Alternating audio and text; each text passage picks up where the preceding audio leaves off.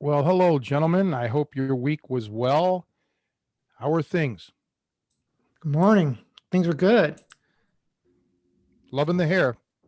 It's a work in progress, man. And today, I think you did this intentionally because you're getting a lot of fan mail. You're using different angles now with your camera. It's different than you had it last week, and I think that's indicative of a man who knows what he's got, regarding your looks, and you know how to manifest it. Not necessarily even, I mean, just to please all of us. You're doing it for us, and at the holiday season, I got to just say, I got to be the first to say thank you for doing this. Well, I do like to think of it as my Christmas gift to all the listeners, honestly, and viewers, actually, more so. But so you're welcome, everyone. I think the people who just listen only, yeah, they probably are getting the better end of the deal. But hey, whatever. I mean, that's great. Hi, Nico. Hey, how you guys doing? You're looking good too. You got that Count Dante thing going on with the facial hair. It's looking. Well, he needs the '70s afro. Can you, like, when you grow your hair out, does it go more like afro or does it go long? What's the longest you've ever had your hair? I've had it probably to my ears before, but yeah, it goes through an afro stage for a while, and that's kind of tough to deal with. Well, it's just like training, man. If you have a goal, you got to stick through the hard parts, right, Tony? Yeah, absolutely. And I'll tell you, the payoff in the end would be terrific. I think if you could let it get to maybe shoulder length, just try it. 2021 could be like a goal year for you with your hair growth. You don't know where this could go. I mean, you could kind of, if you let it grow even longer, you could become the Fabio of the martial arts world, Nico. I think Joe's got that title. It's really a race. It's going to be a race. I think it should be a three-way. Honestly, we should all, and I should avoid using that term, honestly, but, but yeah, I think that should be our 2021 goals. See who goes chicken first, who cuts their hair first. Well, you two are on. I'll be the judge, and I'll see. I already cops out. Well, I'm not gonna. I'm actually thinking about getting my hair to look more like Nico's now, shaving it off, but not shaving it off. But no, I'm going to get it cut probably this week. My mother needs to get hers cut. So yeah, for those who are who are keeping up on that with my mom's health, we found out this week she broke her back. She has a fracture of the lower lumbar, which isn't good. She had a fall, and you always get nervous when the doctor actually calls as opposed to the nurse. When the doctor calls the house after the x-rays were speedily, I mean, we got the x-rays, walked in, got the x-rays done, and I don't know, 3 hours later, there's the phone. So it's going to be an 8-week recovery, but she's probably 2 weeks or so into this already. And it was just, we'll just see what happens. It's sad. But other than that, yeah, let's jump right into this. I got an email today, or this week, I should say, from the legend, the one and only, the true Polish prince. Sorry, Bobby Vinton. Martin Witkowski, the Lucky 13 hero, which was great to hear from him. And he, enjoys our podcasts.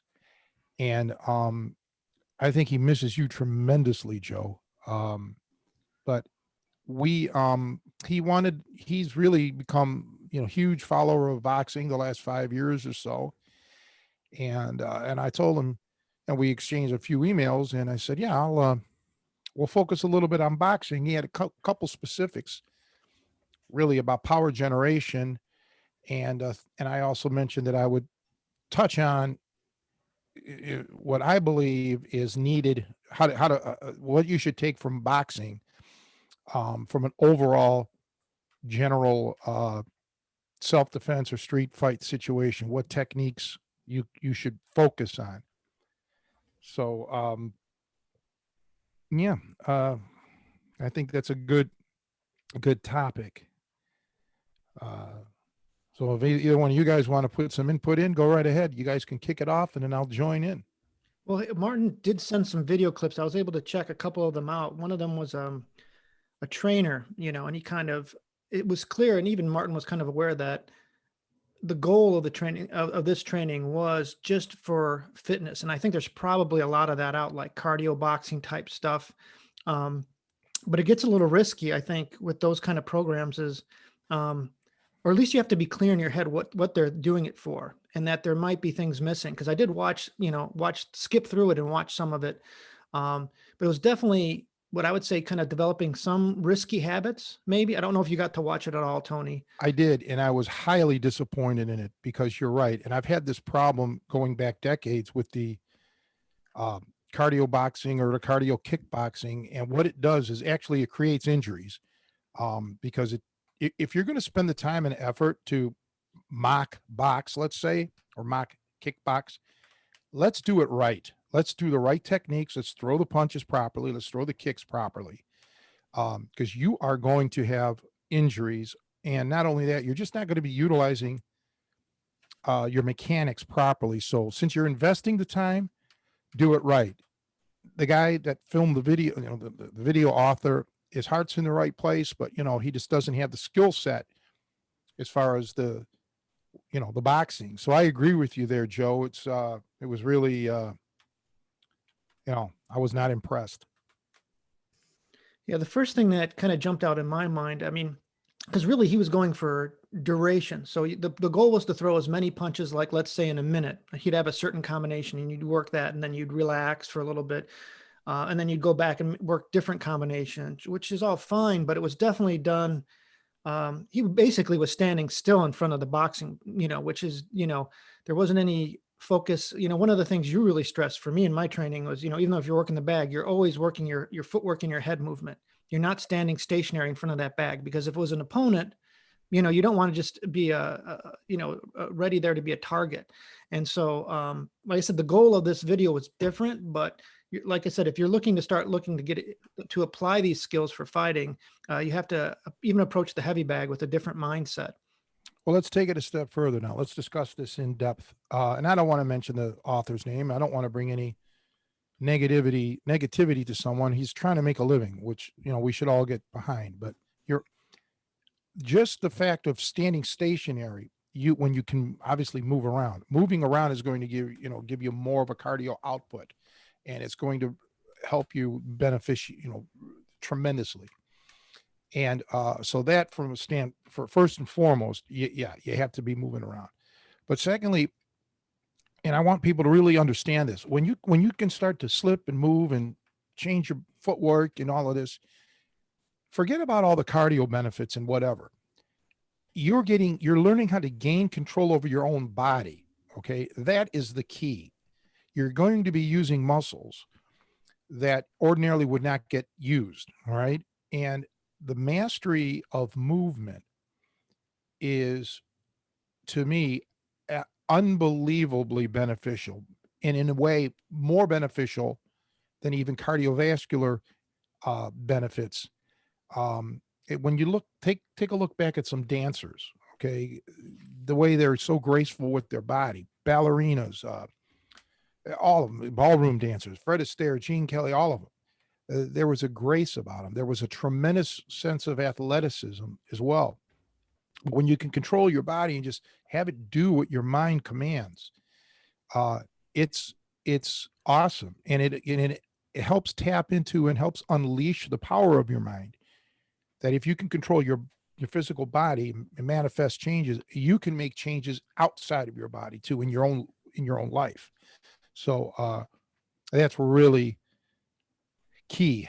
And again, I want to focus on doing everything proper so you don't risk injury and you don't develop poor habits, muscle memory is a real thing. Your body gets used to doing things a certain way.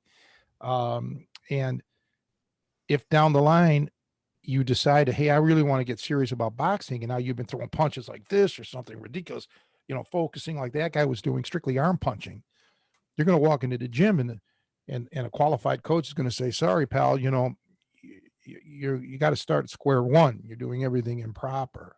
So there's a lot. It's not easy, but it's not. The hardest part is discovering these things, and hopefully we can shed light on it and save you all that legwork. Do things the right way, and from the very beginning, and then you won't have to go over it and correct things down the line, because that's where it gets tough. Tony, do you think there's some value to some of these kind of drills? Like I've seen them do like punch out drills and throwing maximum amount of punches in maybe 30 seconds or whatever. Or, for example, the speed bag. I mean, you're not really using the technique you would use in a boxing match on the speed bag. But I mean, I think there's got to be some kind of value to speed bag and some of those drills where you're not really using perfect technique. What do you think? Well, yes and no. When you work a speed bag, you are using great technique. You're keeping your elbow. I can't do it here, but there's a lot of different ways of doing it. But you're not like, everything is nice and tight, and you should get your body into a little rhythm with it and move around, as you're doing the speed bag. Yeah, and the speed bag just helps, getting your hand. You don't even need a speed bag if you don't have one. You can mock a speed bag. But yeah, that's different than what we're talking about here, where you're literally throwing punches or kicks, not in this guy's example, but in others, totally improper, where you can risk an injury.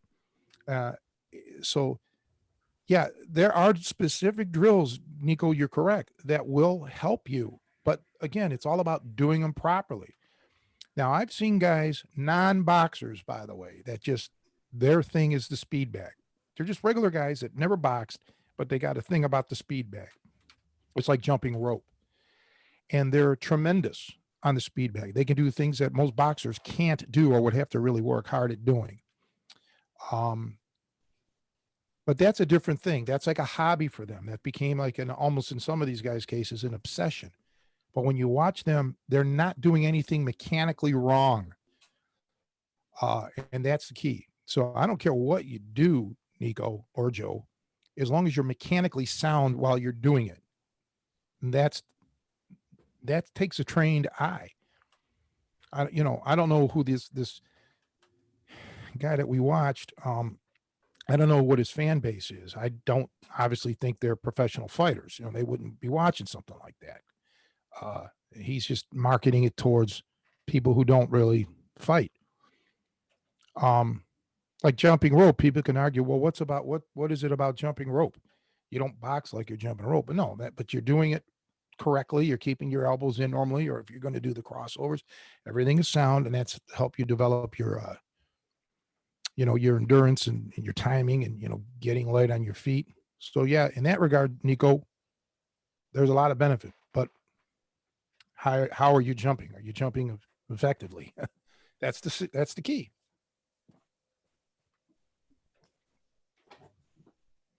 I know, like when we train sometimes, at the gym, though we will focus, maybe let's say we'll spend one round just working jabs, so one of the things he was doing is he'd work a set combination for a set amount of times. And that's something we do, at least what I remember from training. So we might focus, but again, you weren't doing it just for the numbers, I guess. It wasn't just for endurance. I think that endurance was secondary. I think it's kind of what we're going at. As long as your technique isn't suffering. So, Correct. if you're starting to drop your hands or just expose yourself, getting into poor stance or footwork, that's the issue. Right. And I've always done punch out drills. That in itself isn't the problem. The problem is when you don't do them properly. Everything I'm saying here isn't against doing the things, so to speak. It's about doing them properly and having your mind focused. Okay. So yeah, like normally when you have the ring timer, the last 15 seconds, yeah, you punch out, you do as much as you can.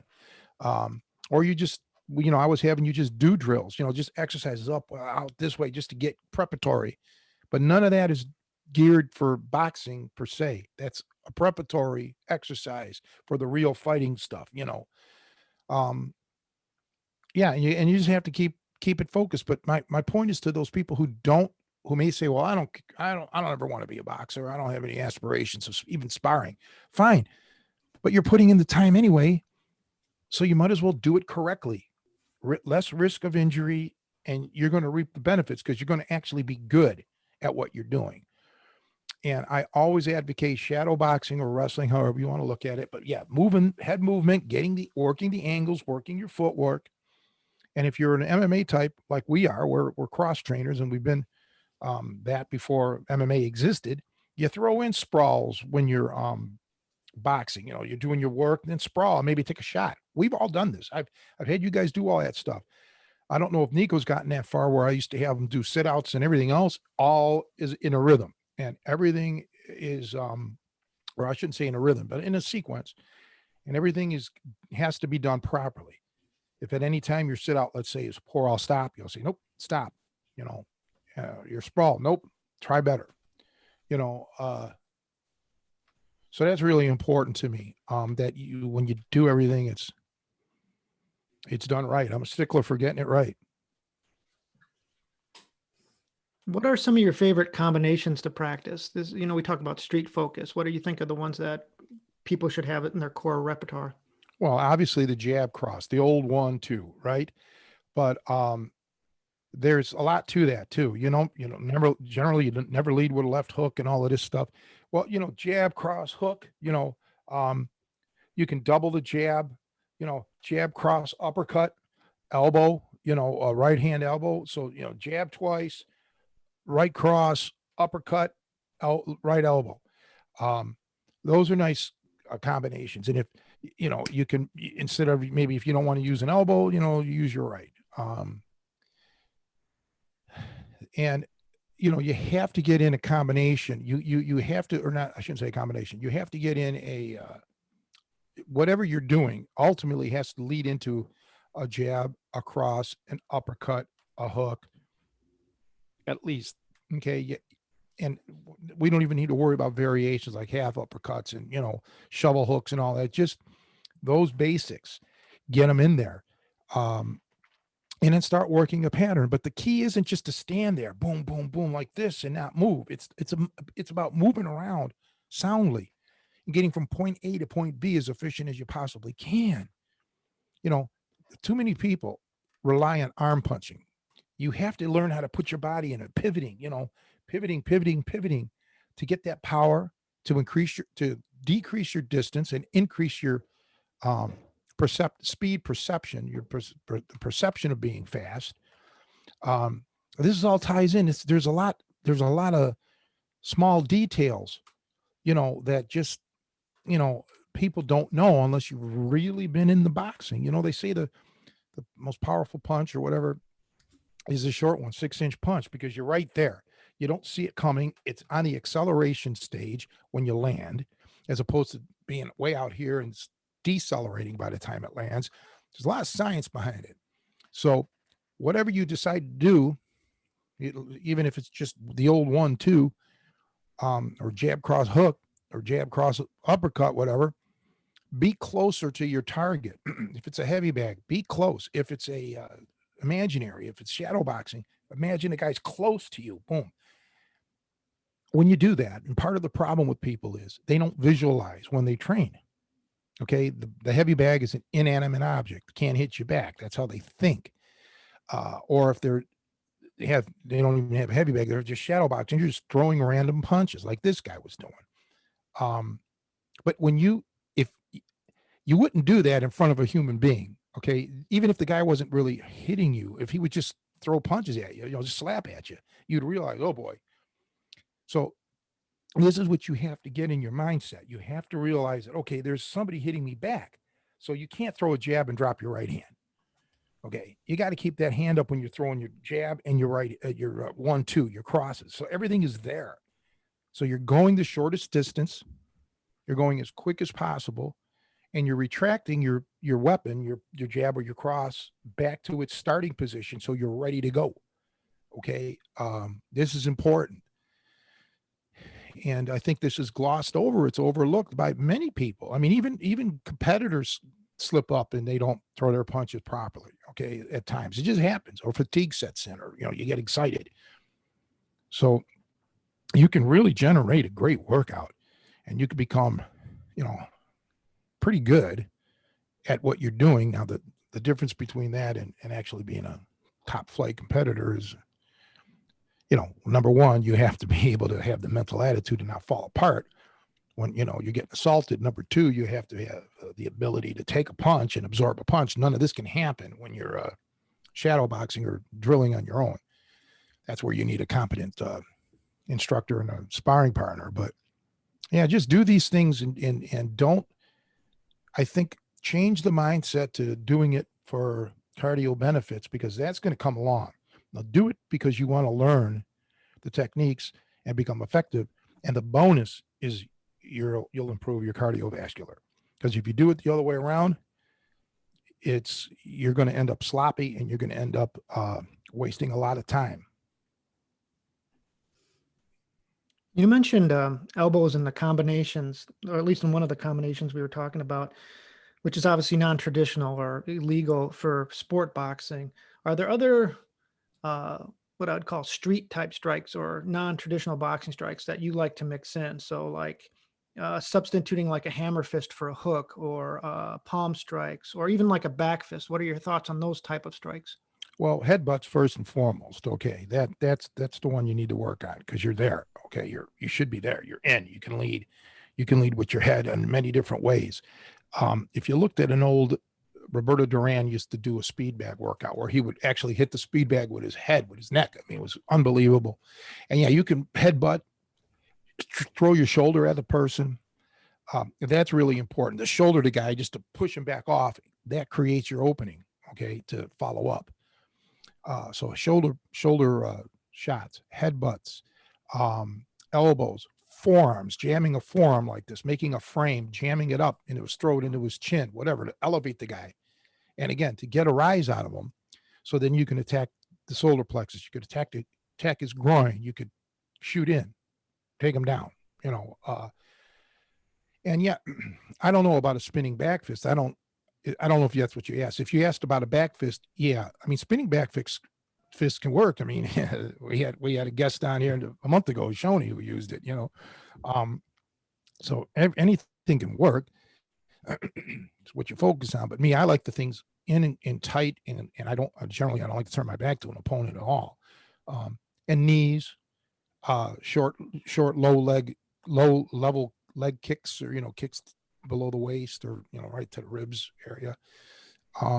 Especially as you get older, your flexibility, your speed may not be there, so you don't want to ever put yourself in a compromising position. But people, no matter what offensive technique you do, always remember that boxing, at the heart of it all, unless you get a one-punch knockout, it's a counter-punch deal. And even in the street fight, you are vulnerable every time you come out of your shell. When you throw something, anything, you become vulnerable. So you want to limit your vulnerability. And hopefully your assault will work. One punch, fight's over. But if it doesn't, he can counter you. He or she can counter you.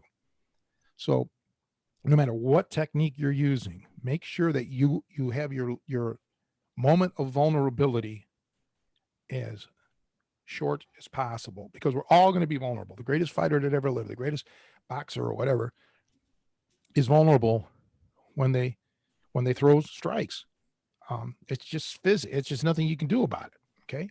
So yeah, to wrap that up, headbutts, shoulders, knees, kicks, low kicks, elbows. Yes. Palm strikes. All of that's fine. I'm not opposed to slaps. Slaps can work really well because they come from anywhere. And a slap, yeah, you can put your body weight behind it as well.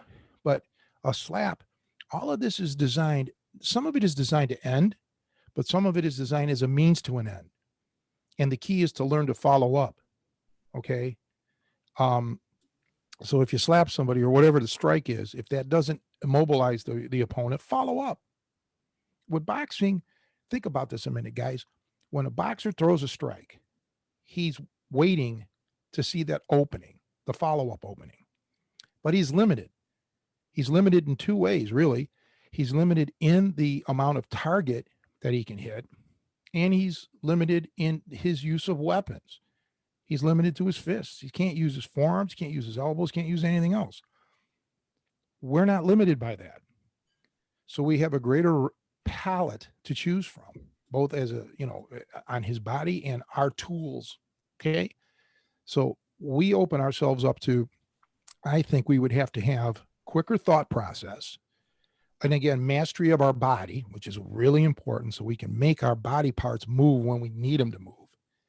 And it opens us up also to a greater creativity. We have more latitude to use tools that a boxer can't use, or a kickboxer. I mean, even take it even a step further, even MMA, even though they have more tools than a traditional boxer, they're also hampered by some. So, and another great thing to think about is if you can get, even if you don't knock your opponent out, if you can get your opponent turned around so he's not facing you. Now you got his back, you're pretty safe, except for any kind of back strike, back elbow, mule kick, spinning fist. You can cover up and, work his kidneys and, hit him hard in the spine, choke him, whatever. I mean, so you have a lot more options, go for the back of the knee.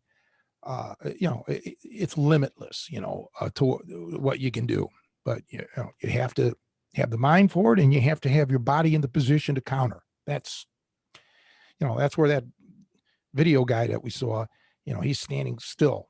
That's, you got to learn to move and control your body. So did he have another question about power generation? He did. And, you got people who are labeled as soft punchers and, heavy hands. And in my day and age, it was, Ernie Shavers. And before I get into power generation, Martin, this is specifically for you because I forgot to answer this in your email, but you made a comment about his, I forgot, you were very witty the way you wrote it, but in essence, his knockout ratio may not be as good as some of the guys today, even though Shavers had all this power. That comes down to the level of competition. Ernie Shavers was fighting some of the greatest heavyweights that ever lived. Not so much today. Okay. So that really is what it boils down to. Yeah, you can hit hard, but you have to always, it's who you're fighting. Okay. And Shavers fought a lot, like I said, some of the greatest heavyweights, maybe that era may have been the greatest era of heavyweight fighters of all time. I mean, even guys that didn't win the title, guys like Jerry Quarry, Chevalo, who I don't think he ever even got knocked down. Then, you step it up to, Kenny, I'll name names that people know: Kenny Norton, Foreman, Joe Frazier, of course, Muhammad Ali, later on, Leon, and then you had Leon Spinks, and then you had Larry Holmes, and then other guys, Zolafori, or I forgot his last name now. Jesus. There's just a bunch. Ernie Terrell, these guys were great. So as far as generating power, okay, you have to, it's one of these things that is very difficult. The heavy bag will really help you, but again, it's learning to use planet Earth to your benefit. Your power is coming from the ground, from the floor, from the earth, and it generates through your limbs, through your legs, through your hips, through your shoulder, through your elbow, through your wrist. That's the chain here. And it has to be symphonic. Everything has to be, there's a synergistic thing here going on. Everything has to be timed just right.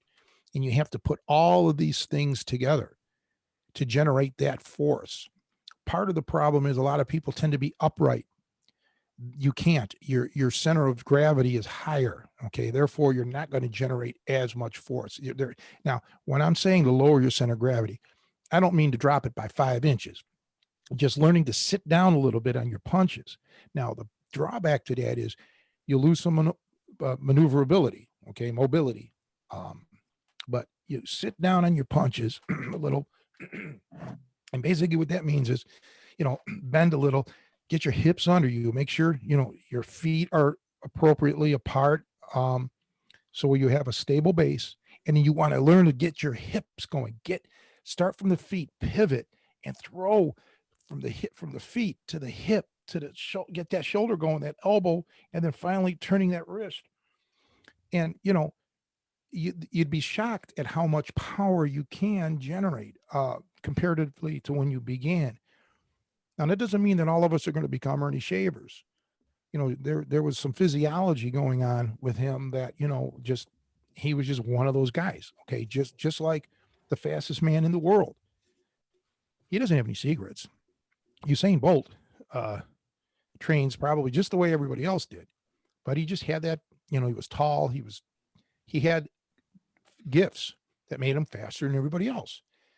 Shavers had gifts that made him, hit harder than anybody else. But it came at a price. He's an awesome guy. He'll never go down as the greatest fighter. He may go down as the heaviest hitter. So it comes at, we can't be great at everything. So there's always a balance. There's always a trade-off. But I believe that everyone can improve their power. Just do it slowly, do it scientifically, do it properly. And everything becomes a timing thing. And here's another thing, that we're not machines. Knowing when to hit, getting that timing right, hitting the guy just in the right spot at the right time can also mean a lot. Okay. And your opponent, there's some guys that can seriously take a punch. They can take a punch better than others. When boxing, some people are called glass jaw, they can't take a hit. Others can. So, don't get disgruntled or discouraged on that. If you hit somebody and it doesn't hurt them, well, that could just be him, but not always. It could be you. But yeah, Nico, it's, if you have good shoulders and you have good triceps for that extension of that, because the last area is your arms, and you can get that whip-like action going on, and you can throw in a straight line and be very precise at where you land, even if you were doing this on a machine that can test your power. If you don't hit it flush, your energy will deflect. You've got to make sure that that punch is going straight through the target, not coming in on an angle and glancing. Okay. It's got to go straight through the target, all the way through it. That's another key. And hopefully having the opponent moving in. Now that'll magnify your power, but just raw power, man. I told you what to do already. Feet, pivot at the knees, hips, shoulders, elbows, wrist, and go through that target, all the way through the target. This is not the target if you're trying to hit me. This isn't the target. The target should be back here, back behind my head. That's what you want to do. You want to be accelerating, always accelerating when you land on that target. Okay. And you want to try to be damn near your maximum acceleration. If you can hit it when you're accelerating at the maximum, you can get that space, that distance right, man, and you can experiment with that. Okay. You can do that on a heavy bag. You don't want to hit it when you're decelerating, and that's what a lot of people do. They stay too far away. Got to get in there. I'm done. I think one of the keys you mentioned before, which I think is really helpful for most people, is being able to relax, and how that can really increase your speed and power. Because I think a lot of people are just really tight. Their antagonistic muscles are super tight, and that translates to bad timing, loss of speed and power. Correct. It's like driving a car and you have your foot on the brake. A lot of people do that. It's called riding the brake, and your brake pads wear out. Well, you can never go as fast as you possibly can if your foot's on the brake. And that's what happens when your body's tight. Yes, you want to be very relaxed. You do. A lot of people have said that, when there's accidents, car accidents, drunk drivers, or just somebody drunk in the car, they're relaxed. They're maybe even asleep, and their injuries may not be as great as somebody else's because they're relaxed. It's all about relaxing. Yeah. The more you're relaxed, the less tense you are. And you're 100% right in what you said, Nico, 100%. It's like putting the brakes on. You can't be that way. You've got to be kind of loose. You can look tight, but you can't be tight. You got to be nice and loose, and you got to breathe properly. Get that oxygen through, man, through your system. That's fuel. That's helping you, man. It's fueling you. There's so much that's going on. And getting back a minute to Ernie Shavers, nobody took this science probably that high back then. They probably didn't put him through crazy types of testing. I'm sure they may have tested his PSI or something. Who knows? Or foot pounds, however they would do it. But did they test his breathing? Did they analyze his distance? Where was his elbow? Was it completely extended when he landed his power? There's a lot going on here. Now, I don't know if they did or didn't do these things. I'm not saying one way or the other. I'm totally ignorant on it, but that's the only way to really get down to the bottom of it. But regardless, it's not about a competition to outdo Ernie Shavers. It's about a competition to outdo yourself, to be harder hitter this week than you were last week. Yes, I'm glad you brought up that relaxation, because we talked about this last week about coaching and how sometimes us coaches, we don't get right down to the raw basics because we just take it for granted and we forget. Well, that's a very good thing that is basic, should be taught on the first lessons, is learning how to relax. Just take it easy.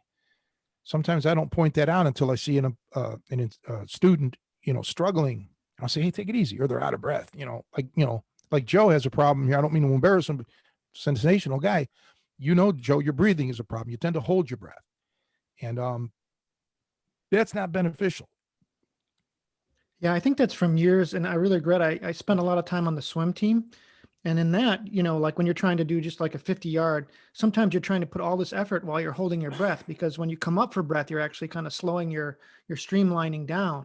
And I think that's really like programmed into me. When I'm exerting myself, I hold my breath, and it's one of those things that I have to be very conscious of, like deliberately, and I try and do it with everything. So when I'm lifting, I try to breathe as I'm, pushing out. And actually, I was going to kind of mention that too, as far as power generation. I was always told that you need to exhale on the strike too, kind of just like when you lift. So like you hear a lot of like either kickboxers or boxers, like you'll hear forceful breathing, deliberate hard breathing as they're striking. Is that correct? Something? Yeah, you're 100% right. You want to, like, that's karate, whatever they say, Yeah. That seems to be universal in martial arts. The forceful exhale. Yeah, and I don't think some people take it to a mystical level, but it's just physiology. Yeah, breathing in, everything you're, yeah, but when you're breathing out, you're pushing. I mean, you're now, this almost sounds mystical, but you're pushing your energy out. Okay, you're getting everything outward, and that really is helpful for Italians because we eat a lot of garlic. So when we breathe out, we have a weapon that most people don't have.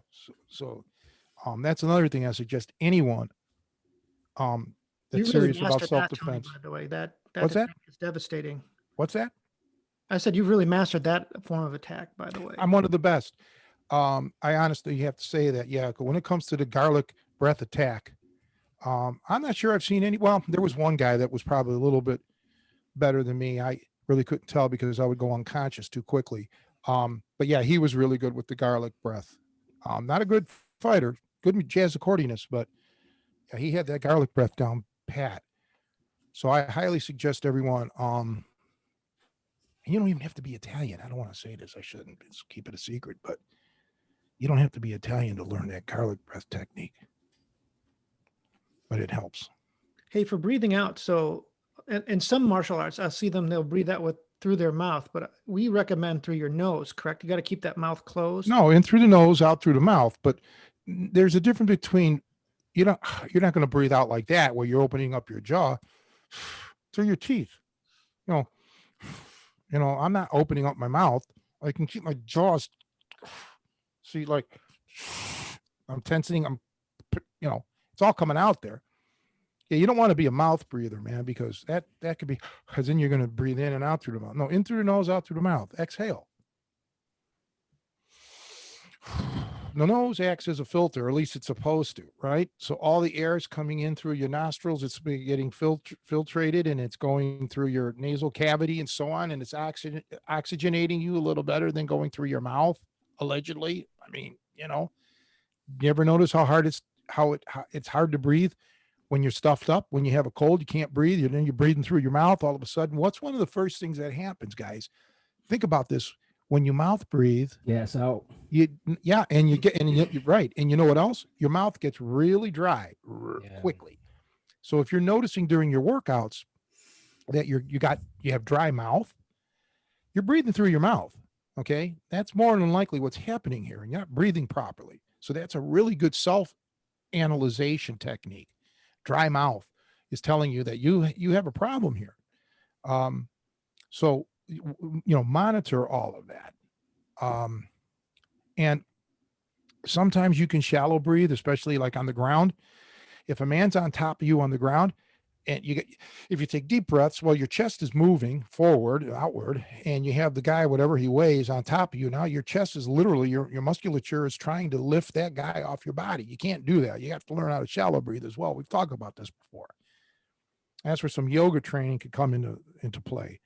Go to a real yoga, not somebody who's, trying to market something here, just go to a good yoga place, and if they let you in. I mean, honestly, to be honest, it's hard. Some of them, you got these women that are, some of them are very attractive. They're in their yoga pants, and they're wise to all of this. They know guys want to come in there to more or less look at the women. But if you can find a yoga instructor and explain exactly what it is you're trying to do, I want to learn my breathing. I believe it can help me in my fighting. I want to get a little bit more flexibility. If you can find someone, go for it. I always wanted to do it, but I didn't have the time. Kevin and I never could get our schedules to do it, and we couldn't find a proper location. But yeah, breathing. I'm glad, Nico, you're on the ball here, because you're bringing these things up. I can't remember everything, but breathing is just, it's a fundamental thing. Without breath, we die. Oh, go ahead, Nico. I was just gonna say, isn't it the best time to hit a body shot when upon the inhale, somebody's inhaling? If you could time that, Yeah, hit well, 'em with the body. that's the thing. Timing. We get right back to that timing.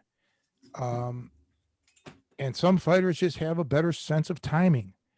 They can sense things. They can, get again. The timing is all about, from your standpoint, your body has to be ready to strike. And when I say strike, I don't mean necessarily mean hit, but to do your technique. Your body has to be perfectly positioned to do it. Okay. Yes. Get that guy when he's, and disrupt him, disrupt his breathing, and his patterns. It's all about chaos, really. You want to really unsettle your opponent. And many times it means doing things that may be slightly untraditional, maybe hitting the guy, even though his hands are up, hitting him in his arms. As long as you're, again, you're not opening yourself up too drastically to crazy counters, but just get this guy so he never can set, so he can never relax. Okay. So he's always concerned, like, what's Tony going to do next? Or what's Nico going to do next? That's a key. It's strategy. And strategy is the easy part. You being conditioned, you got to get in condition to do it. But man, strategy. I don't see a lot of interesting strategy when I watch some of the fights. That's why I'm not really a big fan of what's going on, because I don't see the strategy there. I see people hoping for an opening, or, it's like waiting for that check in the mail as opposed to going out looking for work. Same thing here. Let's create that opening. Let's create our destiny. And the best fighters in the world, no matter what style it is, that's what they do. They create their own destiny. You mentioned visualization, and relaxation. We touched on those earlier.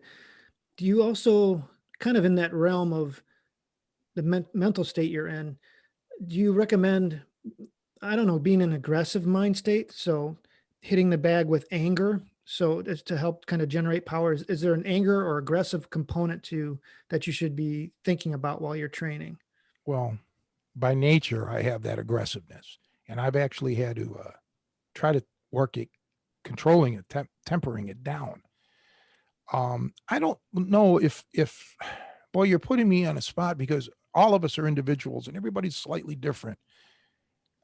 Yeah, I have an aggression. I'm not necessarily advocating that everybody else has that because some people can get so aggressive that they lose all control. Let's put it this way, Joe. When you work out in anything, everything has to be about control. You have to be in control of your thoughts. And I want to get back to this visualization, but briefly. Actually, let's not. Well, anyway, let me finish this thought. Yes, I have some aggression, but you can turn that aggression two ways, outwardly or inwardly. Okay. And I try to keep a clear head. I try to put emotions out of it. Okay. I fight hard to keep my emotions out of it so I can think clear. Because as I've always said, you don't want to be fighting yourself in addition to your opponent or opponents. You want to be able to singularly focus on them. So sometimes if you get too aggressive, you're not aggressive. I mean, obviously, if you're dealing with a heavy bag, you're not pissed at the heavy bag unless there's something wrong with you. Um, the aggression is something that you're carrying within. It's a psychological defect. It's something that you cannot, can't blame on the heavy bag or the speed bag or whatever, or the mirror. So you got to analyze. Wait. Why am I so aggressive here? What's the problem? Because that'll come back and bite you in the ass. And I just have aggression just because of my upbringing, I'm on stress and high edge, because of all of that. So I've worked through my life to try to control it. Sometimes I do good. Sometimes I don't do so good. Okay. And it's going to be something that I'm going to have to work on forever. Just like there's people with their weight. Some people they have to fight the rest of their life to control their weight or control their appetite. I don't have that problem. Okay. I'm always relatively the same body weight within just a few little pounds. It's great, but I have to worry about other things. So, but I would just say if a little bit of aggression will get you motivated, do it. If it's more placidity, being calm and just taking this analytically, if that'll get you motivated, then do it. For me, like I say, I do need a little bit of aggression or moments of aggression, but overall, I want to leave that workout exhilarated, not, ready to, go after a bar of rednecks or something like that. Yeah, I think for me, when emotions get involved, like for example, if I'm training, um, if I feel an emotion rising up, like anger or whatever, I also feel like my respiration getting faster and my heart rate getting faster. And for me, that's no good. I like to bring myself down, have my heart rate a little bit lower and my breathing more relaxed. So I don't feel good when I'm like kind of like in a rage as far as training. It's autonomics. Yes. It's that adrenaline and, it can work against you. Yes. It's a physiological thing. Okay. The body is very complex, chemicals and neurons and, electricity. And there's so much going on. Yes. All of those are byproducts. And sometimes being cool, calm, and collected can work against you too, because you just can't get in the groove, right? You can't get to your key zone, the zone that you need to be in. So you have to watch, you have to find, and everyone is different. You have to find that zone or that state that is going to provide you with the most benefits. Again, all of us are different. We're not the same. Okay. And everyone brings things differently to the table. So a good coach, it's more than a 1 hour session. A good coach has to really spend the time and analyze and get to know their student and find out what ticks. And we've discussed this before. The student has to be open and honest with their instructor, maybe revealing things that they normally wouldn't. And therefore, you have to make sure that you can trust your instructor and find a quality instructor that that has some psychological and physiological training as well, not just the martial arts or not just boxing, you know, because there's more to it. The mind, the physical body doesn't operate on its own. There's a thing called the brain that you know is pushing all of this, and your mind is the key to all of it. What you think will manifest itself. So bear that in mind. And maybe I should have been more precise. Something like a controlled aggression. So obviously, you always want to be in control. Like, if you're losing your cool and temper and just freaking out. But I even think about like the when we grapple, we're definitely not passive about it because we have, you constantly kind of beat into our heads. It's got to be quick as possible. That you want to aggressively look to end the fight. Um, yeah, that you're working against the clock in a street scenario, and so there is kind of a forward mindset. Like I've either got to get that hook, or rip, or get out of there. Like I've got to get back to my feet or something. And so I'm probably mixing topics a little bit here, but just kind of, and again, this is maybe me talking about my issues with fighting as opposed to maybe you two guys, the aggressive, you have to control that aggression. It goes to the point too much. But for me, I think I have to deal more with being inhibited or lack of aggression, especially when I'm working a heavy bag. Like you said, it's an inanimate object, and I try and visualize, okay, this is a guy fighting at me. But in reality, if I'm trading punches with a guy, probably it's either going to be something where I'm taken by surprise or, scared because I'm being assaulted, or I'm angry at the person. And so I've got to try and almost get myself into that mind frame and try and deal with those emotions too, as part of my training, working in the bag or the pads or whatever. Well, very true. Aggression or aggressiveness, that could go both ways. If you're aggressive in your approach to fighting, I'm all for that. I that's what I want. I don't want a passive fighter because that's just not good. I mean, that's just the fight, it's not going to work in your favor. You got to go out there, like I said, and create your destiny. But if you're just an aggressive mindset person where, it's working against you, no good. Anything that works against you, no matter what the word is not good. It's just not. Now, let me get on this quickly. I don't want to delve into this because this should be its own show, but the power of visualization cannot be underplayed. And especially during the times that we're living in and we're going to continue to live in. Our training, as we know, is never going to be the same. So there's going to be a lot of this kind of training going on. You have to visualize. And when you visualize things, it has to be in slow motion and you have to see yourself in stages. Now, I don't want to get into this. This is all I'm going to say. All I'm going to say is one exercise. Try every day to clear your thoughts as much as possible and focus in your mind on one thing only. Let's say it's a pencil that you're holding in your hand, visualizing it. See how long your mind, your thoughts can stay on just that pencil. It won't. It'll probably in 2 seconds or so, you're going to be thinking about other things. Now, I suggest doing this in a dark room, lights off, eyes closed, blindfolded, headphones on, whatever. So you hear no distractions, nothing that's going to startle you. And try to keep on thinking about whatever that one thing is without any other thoughts coming into your mind. That is incredibly difficult. And you will hopefully gradually be able to increase the time levels. But you have to be honest with yourself because nobody else can tell you if you're doing it or not because it's all happening inside your mind. But try that as an example. And like I said, we can dedicate a whole show to this, or not the whole show, but this could be the focus of a topic down the line, more geared towards, some specific training. And when I do my YouTube things coming up in the first of the year, I'll discuss it as well. But yeah, so we've pretty much covered those questions that Dino Martino had. Techniques though, but boxing, let me just say this. There are certain things that, obviously you have to control, you have to protect your whole body and, bending over like forward, not ducking, but, dipping down may be one thing, but you just got to watch because you can get kneed, you can get choked, all those things. You have to watch for that and clinching. you've got to use your knees. You got to try to kick out, fight out, headbutt out, whatever you can to get out of those clinches.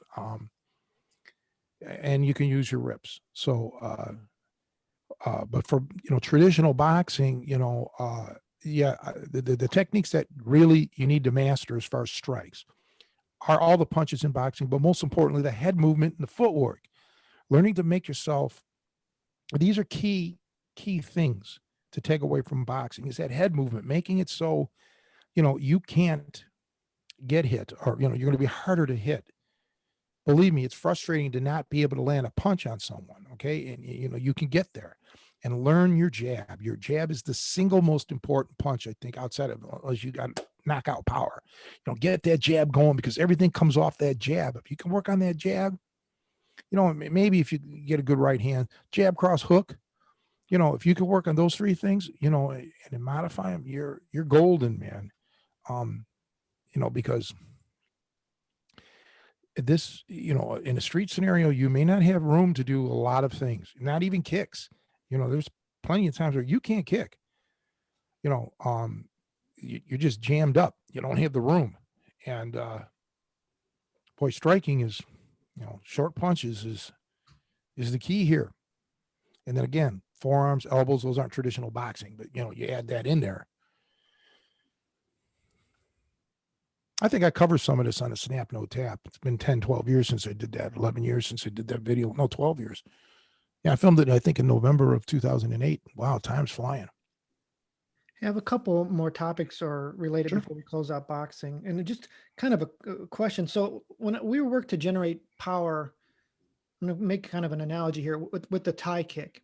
A lot of times we'd spend a round or multiple rounds, actually, probably, over the course of months, hundreds of rounds, just throwing that kick as hard as we could. So it wasn't like I wasn't throwing it in a real combat context. So I wasn't mixing it in with a combination. It was just like, I'm going to either go throw single or double kicks, but it was really throw as many as you can, as hard as you can. So it's almost kind of circles back to the way that guy was working the heavy bag.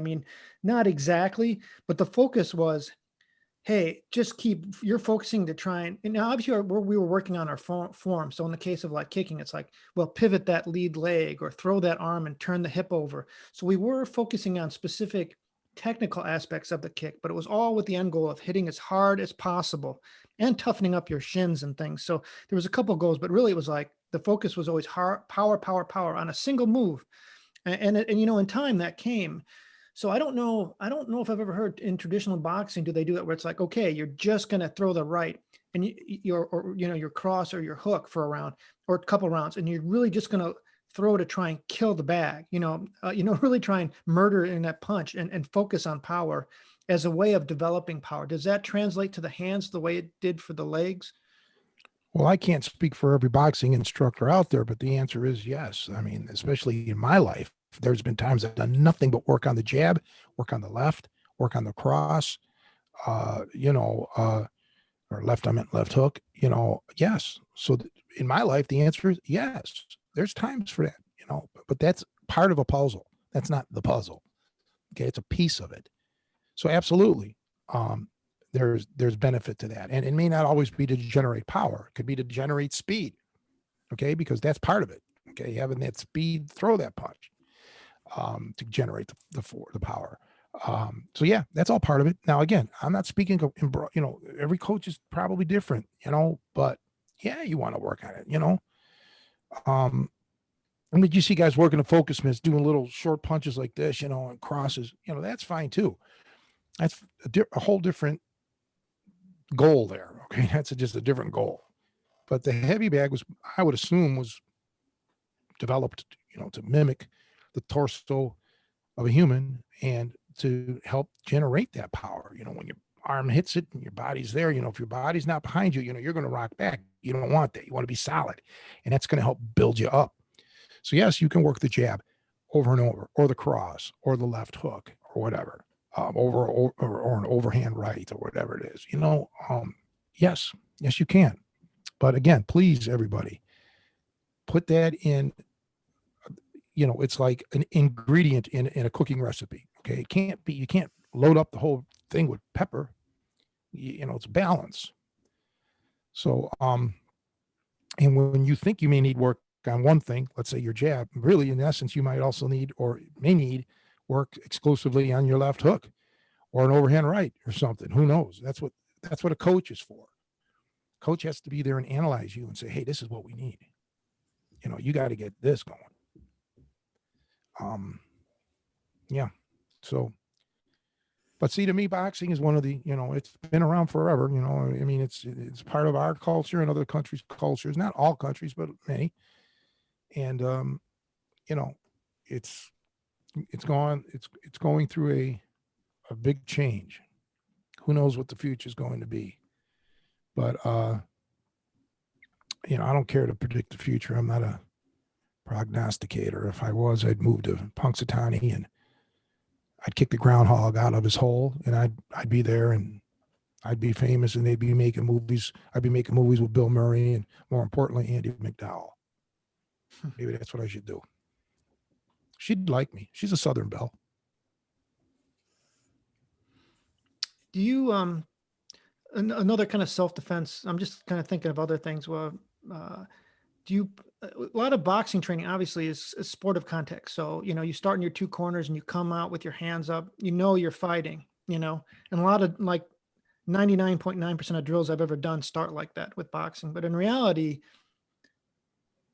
you know, you don't necessarily on the street start like that. You could be standing casually, or, you know, there could be a scenario where someone's talking to me and in their face. And so the kind of, I guess where I'm going is like drilling things like sucker punches. So, you know, like getting in front of a heavy bag and standing there like I might, like in a kind of a pseudo stance, you know, like where my hands, I'm kind of getting in position, but I shouldn't telegraph that, hey, I'm about to fight. Because normally a boxing stance, there's no question what I'm doing.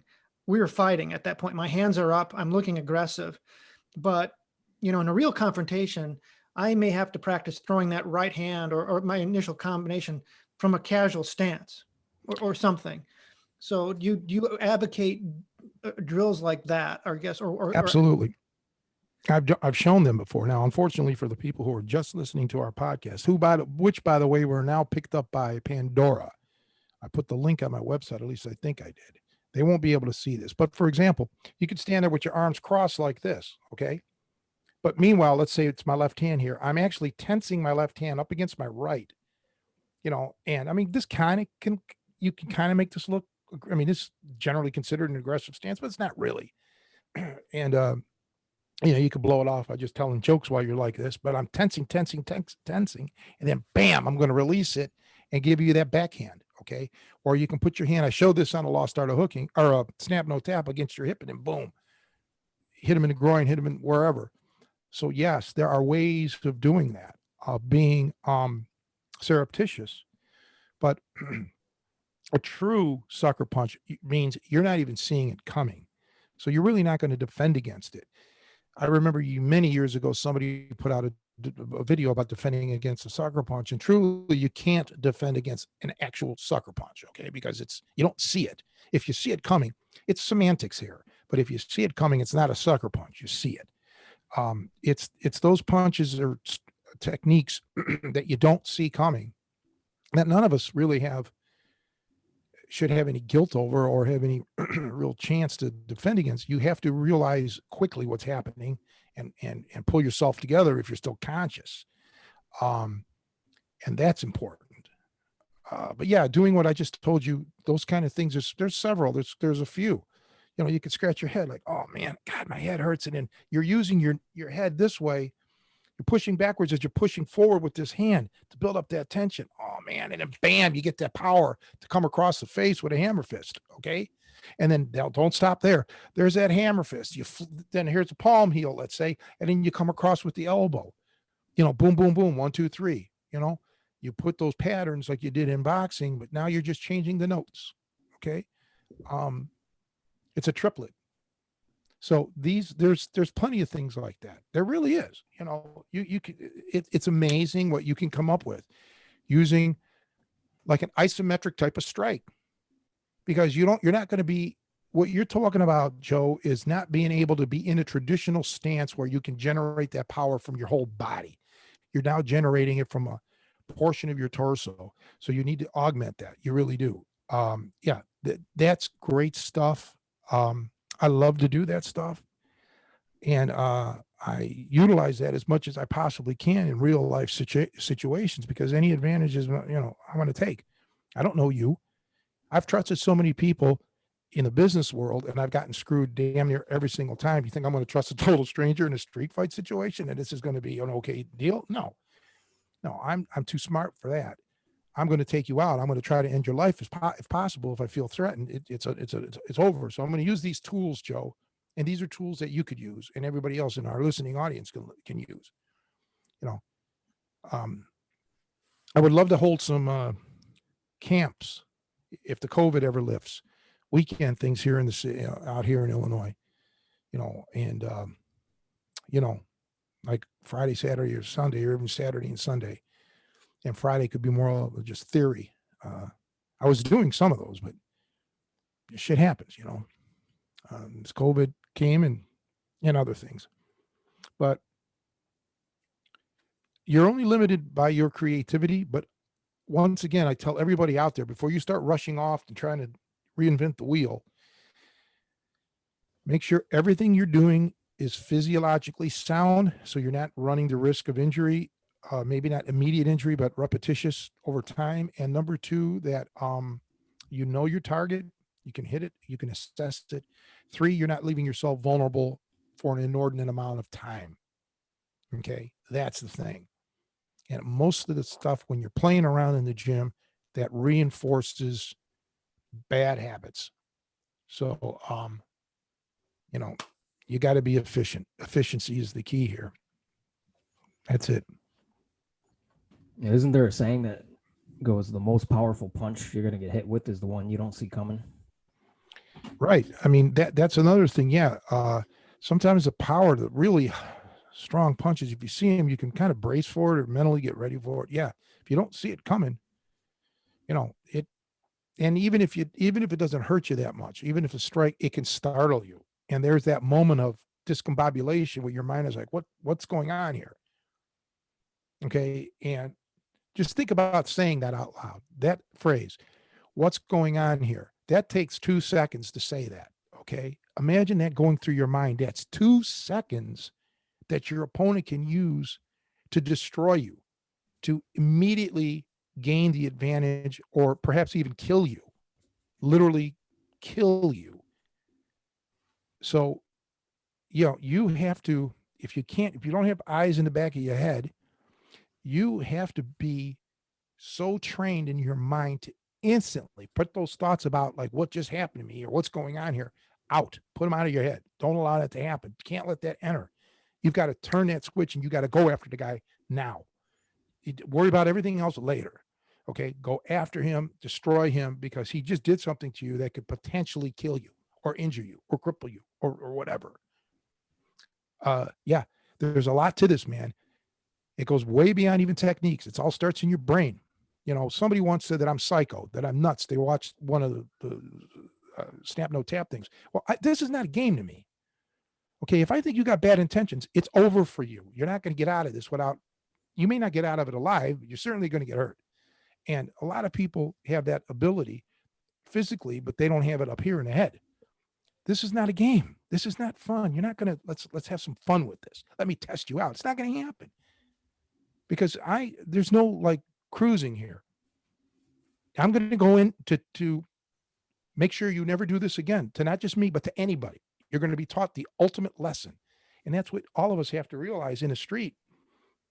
You have to have that kind of mindset, and you have to have the ability to do it, because you may never get another chance again. And you're going to let this Mama Luke run crazy and do it to other people. Now I'm aggressive, Joe. See, now you took me out of my nice passive. Where's the heavy bag when you need one? God, Joe, sometimes you just get to me. It was a good like object lesson. Like. Right. But the thing is, you can't let it, you have to have that moment of trigger where you're like, oh, I'm in there, but it's not an overall thing. It's just enough, and then let it go. And control yourself, have a control rage. But see, I run these scenarios through my mind all the time. Okay, what am I going to do? I'm going to hit him this way, that way, that boom, boom, boom. I have these scenarios all planned out. Okay, it's like memorizing a speech. or it's like a comic, who has a million jokes. They have all these jokes, and at any time, depending on what the situation is, they know the appropriate joke. Maury Amsterdam used to be like that. The man, the human joke machine. And there's a science behind it. Okay. Um, and there's a science to this. You just have to run these scenarios through your head, and you have to have them ready, to unleash. The only key, like I said again, I'm going to reiterate this. If it's a true sucker punch and you don't see it, that alone could end your fight. Now, what do you do about that? Well, you can live the life of a complete paranoid maniac, and always be looking around. Or you just sometimes have to just gamble with it. Awareness is really important. You should always know your whereabouts. And if you sense that there's people around, then you have to know I'm at risk here. Okay. Of a physical encounter with somebody else. I'm at risk. You just have to know that. You cannot blindly put your trust in someone. You can't. So therefore, once I know that there's a potential here, I'm always, like, if I'm in a bar situation, I don't like sitting at the tables. I like sitting at the bar. I like to, hopefully they have a back bar, they have a mirror. So I'm always looking at that mirror. I'm watching to see what's going on. I'm looking around. I always want to know what's happening. I look for weapons that can possibly be there. I don't mean what they're carrying, but beer bottles or pool cues or whatever, or silverware that they can use. It's all about awareness. So that's how I'm trying to prepare myself to defend against a potential sucker punch. Okay. And, I just have habits like that. And I don't sit like with a pattern. Like I don't constantly sit and look forward. Okay. And not move, because if somebody's there to get me, they're going to know, this guy don't move. I can sneak up on him. But if I'm moving around, spinning around, always looking around, this is going to give that guy a second thought. He's like, well, shit, I got to be careful approaching this dude because, he may catch me moving up to him. These are ways of defending against a quote unquote sucker punch. You want to defend against it before it actually happens. You want to prevent it. It's not even a defense against it. It's a prevention. Prevention of a sucker punch is what your goal here is, not defending against it. So, and there, these are just, same with a bus, sitting on public transportation. You got to know what's around you. If I'm going to sit on a bus, I'm not going to, okay, let's say there's people behind me, I'm not going to sit like this. Okay. I'm going to, if I'm by the window seat, I'm going to sit like this, so I have a little bit of an angle. I can see I can look around, see if somebody's going to get smart with me behind me, and I have a better, field of vision now. I have a better idea what's going on. Okay. And even if I'm not against the window, I got to see who I'm sitting next to. I'm not going to be leaning into their space, but, I'm just going to have a little bit of an angle going on here. I want to know. Yeah, it's one of you. Anytime I go in public places, I've been told I have paranoia, which I probably do, and I don't trust nobody. But I guess instinctively, I tend to sit like in a corner where my back is to the wall, because for some reason, I don't like when there's people behind me. I don't like that at all. So I always kind of sit in a corner area where I could see everything and nobody could get behind me. But I guess that could kind of work against you too, because you could potentially get trapped in that area. Yeah. Well, I mean, there's two ways of looking at it. Yeah. The big thing is, you don't want somebody behind you. You don't ever want to expose your back. You just don't want to do it. But, you have to have an escape route planned, and remember, if you are up against the wall, let's say, your thing now is not even necessarily, defeating these people or this person so much. It's escape, get into a, getting, it's like a football player looking for his opening so he can run. And don't you guys ever bring up the Browns. They lost on that last minute field goal. Forget it. It was a great game. But anyway, you just have to look for that opening. You can't do everything. Okay. You just have to mitigate certain things. You have to lessen your chances. And one of the, of getting hurt. And one of the things for me is, I don't like people behind me. I don't like that either, Nico. I don't. It just is not. I don't like it. Too much bad stuff can happen. I'd rather have everybody in front of me, because that's where my tools are. My tools are all in front of me. my hands, my legs, they're all in front of me. I don't have anything behind me like that, you know? Um, so you're not really wrong in that way of thinking. When I go to a place, especially if I become a regular, I always tend to sit at the same spot if I can. Nobody else is there. I'll sit there because I pick out the seat that's most advantageous for me, the spot that I know that I could do the most good. Let's put it that way. You know, one of the things going back to kind of, well, there's two topics, kind of the sucker punch and the unseen punch. Because one of the things that gives me, at least in the midst of a confrontation, so let's say you're already trading punches, a little bit uh, confidence about not getting hit with the unseen punch. I mean, if someone's got ridiculous physical attributes, you know, as I'm getting older, young kids could maybe be so fast. I mean, I've had some of the guys you've had at the gym, some of the accomplished wrestlers. It's amazing some of their takedowns they can hit, you know, almost before you see it happening. But kind of going back to the punches is I remember getting tagged with one very early in my boxing training, even before I met you, Tony. This great old guy, I was sparring with him, you know, he was already kind of an old timer, but he set me up perfectly. And the reason he set me up is I had bad habits. My defense was bad and he exploited that. So I remember specifically the setup. I was dropping my hand to catch a punch to the stomach, which was a huge mistake. You know, I'd seen it in some kind of Kung Fu book, you know, kind of a block strike move. Bad move, right? So he tests me out. He throws a jab at my stomach. He sees that and he's like, okay. He feints to the stomach and then hooks me. I never saw that hook coming. He hooks to my head as my hand is going down to block. And I guess I'm taking a long way to get to this point, but if I'd used proper defense, you know, I would have been defended against that unseen punch, you know, like that. If I had tried to just protect with my elbows. So a lot of times this kind of goes back to the beginning of the conversation, is drilling proper form. You know, like when I'm hitting the heavy bag, I am visualizing someone, okay, he's going, you know, he's striking, you know, to my lower body. So I'm blocking with my elbows, or, you know, if it's a hook, I'm keeping tight defense. So I think that is kind of you might not be able to protect against a perfect setup, but if you have proper technique and defense in your game, you improve your odds of not being hit by that unseen punch. Let's take a back step. You didn't even need to protect it with your elbow. You should have protected that little punch that he threw with your stomach conditioning alone. Okay. You should be able to absorb those types of punches to your stomach without even worrying about it.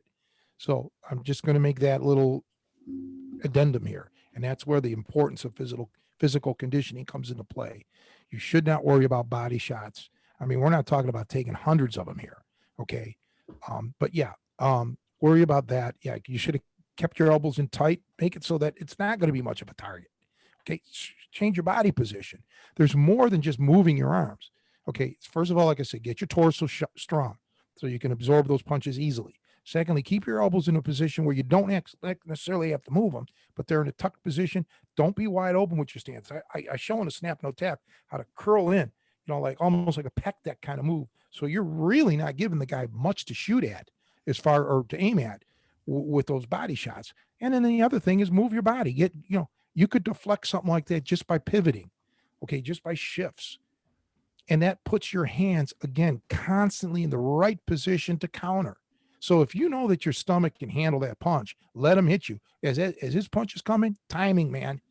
Okay. You throw that overhand right or across, whatever, you know, whatever it is, depending on how he's coming at you, you counter with that punch. Okay. So it's like, yeah, you dropped your hand. Don't, you know, but you don't even need to. Blocks should be the last, and not the last resort, but that's a part of it. Don't always even be relying on blocks. Like people rely now, the quick thing is to teach everybody how to sprawl. Well, there's so much more. You know, sprawling is like one of the last ditch things. Now everybody's making that like a you know, the first line. No, it's later on down. Okay, it's down the chain. So get your conditioning, learning how to move by getting out of the way, footwork, because then you'll still be in position to counter. He won't. That's so much better. And then the blocks, you know, shit like that. So there's a pecking order, in my opinion, and it works very well. And man, I'm telling you, you'd be surprised with a little, like if you stayed with me for 1 week, honest to God now, and this is all we worked on, you would never, you'd be better than you could ever have been, but ever would imagine. It's just a question of time. And then you come to the gym, we only have a limited amount of time. And then you go home and you do your other things and all of this, and you don't get back to it. But, this isn't like showing you how to bench 800 pounds, which may never happen, or, it's going to take you years and years. This stuff doesn't take years and years. You need to see it. You need to work on it. And it can change your life. But, you got to be dedicated to do it. So we don't have that much more time here, guys. So we've been at this about an hour and a half. So I think we need to wrap this up. I have to go to Walmart and pick up Tramadol. My mom's insurance is only covering 1 week's supply. Thank you, Humana. But I need to get that today. It's done. I got some other things that I have to do. I'm getting all prepped for this new adventure that we'll talk about maybe next week with what I want to do with YouTube and generate some stuff. But that's it. I want to thank both of you guys. Really, it's been great. I want to thank Martin Witkowski, who I really would like to have on this show. I mentioned it to him in the email, but he needs a little prodding. Maybe we can offer him some Vishnufka. He might come out for that. What's your language, Tony? Yeah, right. Yeah, przepraszam, pan. That's Polish. So yeah, dziękuję to you, Martino. Thank you for those questions. But I want you guys to know I love both of you. You're great. I wish we could have seen each other before the holidays. I got a nice contact from Joe Dankowski the other day, which was phenomenal hearing his voice and talking to him. And he's itching to get back to training too. But, with all the COVID things right now, I got to put it off. But Joe Dankowski he's one of those stud wrestlers that you talk about. The guy's like grease lightning, but again, his body is in a perfect position. There's a guy, another one, man, who's just got, he's just got so much raw talent, and he's a quick learner. He's good at this stuff. And there's a guy that I think could become, a monster. We can get back to training. And if he could just focus on this, catch wrestling and forget the other stuff for a while, he could become, hello, he's good. You know that, Joe. Oh yeah. You both know he's got some natural abilities but again, he's just a hell of a nice person. And that really inspires me, because this guy will never put these moves to bad use. He'll do them he'll do it the right way. That guy, I like him a lot, man. I wish we could get them all together, everybody, Brian, Deneve, Brian Klaus, Bruce, Costa, you name it, everybody, all these guys that we used to work out with, Dave, Herlich, all of them, everybody get back together, and not just to hang out, to work out, Javier, get him in here, and, we could act like the old days, Maybe post-COVID, we can start trying to do that. Start putting this back together. Get the band back together. Let's get the band back together again. Yeah. But anyway, guys, I'm gonna scoot. So I want to thank you, and hopefully we can all hook up soon. Yeah, and Merry Christmas if I don't talk to you before then, and to everybody else out there. To everybody else out there, Merry Christmas, and we'll see. We'll talk before the New Year's to these people. But yep, Merry Christmas and Merry Christmas. Thank you. All right, thank you, everybody.